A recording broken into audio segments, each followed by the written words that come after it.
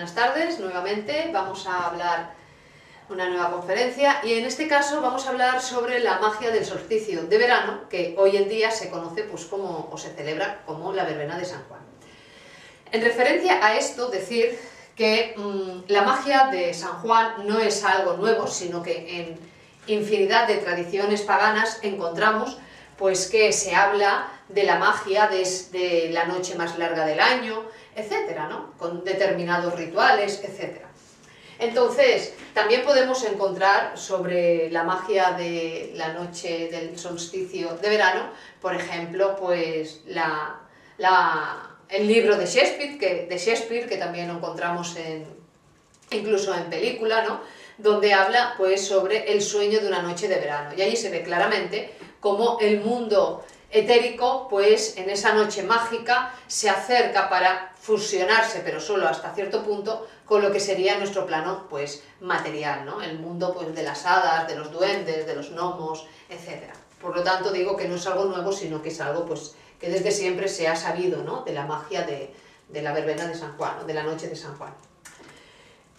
Durante el solsticio de verano, que acontece pues en junio, como todos sabemos, hay que decir que se produce pues hasta cierto punto como una vibración de fuerzas escépticas, que luego las vemos más adelante representadas en lo que es el desenfreno pues veraniego. Y precisamente para combatir estas fuerzas escépticas es por lo que los antiguos prendían hogueras como culto al fuego sagrado, al Cristo Sol, y realizaban determinados ritos normalmente en la naturaleza para contrarrestar estas fuerzas escépticas, porque ellos sabían, los antiguos, que quien pierde el fuego espiritual interno pierde también la luz, y aquella persona que pierde la luz, pues es evidente que no puede andar el camino, porque el camino completamente a oscuras es imposible de andarlo. Realmente diríamos que si nosotros miramos, vemos que la palabra mago viene del latín y también del persa maga, y nos indica que significa pues un saber más de lo corriente. Asimismo, decir que mago es aquel que sabe obrar conscientemente sobre la naturaleza y sobre el ser humano. Ahora bien, mago no es cualquier hijo de vecino, porque la magia, que es algo muy sutil, requiere de ciertos requisitos, que si no se cumplen, los rituales mágicos no producen ningún efecto. Uno de los requisitos, por ejemplo, es la castidad. Cuando hablamos de castidad no nos estamos refiriendo al absurdo celibato. La castidad alquímica verdadera es el arte de saber transformar y también de hacer fluir nuestras corrientes sexuales por los conductos adecuados, lo cual acaba desatando una fuerza pues interna con características foáticas que ya hemos hablado en otras ocasiones y que en Oriente denominan pues como Kundalini. Y es entonces cuando el Kundalini está activo, cuando la persona puede empezar a adentrarse dentro de lo que es el campo de la metafísica, de la parapsicología y en sí pues volverse pues un auténtico mago, ¿no? Hemos dicho pues uno de los requisitos es la castidad, y que no hay que confundir con el celibato, y si no lo podemos ver en que grandes adeptos de la historia de la humanidad todos han tenido compañera. Tenemos un Moisés con compañera, tenemos un Abraham, ¿verdad?, que dirigió al pueblo hebreo y tenía a su esposa Sara. Tenemos, por ejemplo, el sabio Salomón, no en vano se le llamaba sabio, con su esposa la reina de Saba. Tenemos, por ejemplo, todos los apóstoles que estaban casados. Tenemos a Jesús con María Magdalena.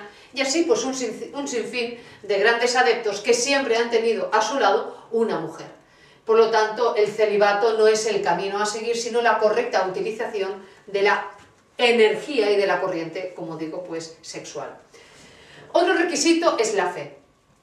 La fe o mística es, podríamos decir, que es aquello que nos adentra en el mundo de la magia auténtico, porque es precisamente el amor incondicional a nuestro ser interior profundo, dígase fe, dígase mística, lo que nos va a permitir avanzar, pues como digo, dentro de la magia, porque va a ser nuestro ser, nuestro Padre interno, quien nos va a dar inteligencia y capacidades para poder obrar mágicamente.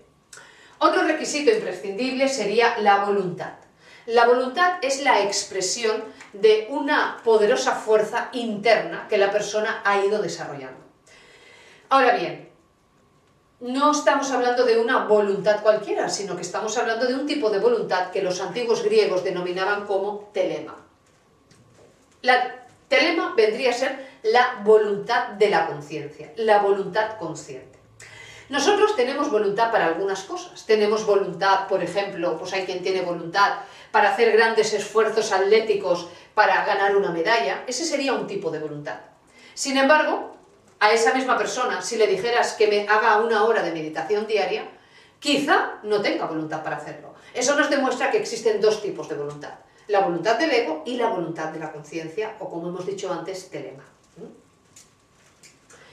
Nosotros obviamente que no somos magos por el momento, pero mientras nos convertimos en magos o nos esforzamos por llegar a serlo, dentro de un recto sentir, un recto pensar y un recto actuar, pues sí podemos realizar determinadas prácticas, determinados rituales mágicos que, por ejemplo, el maestro Samael explica en el libro de Tratado de Medicina Oculta y Magia Práctica.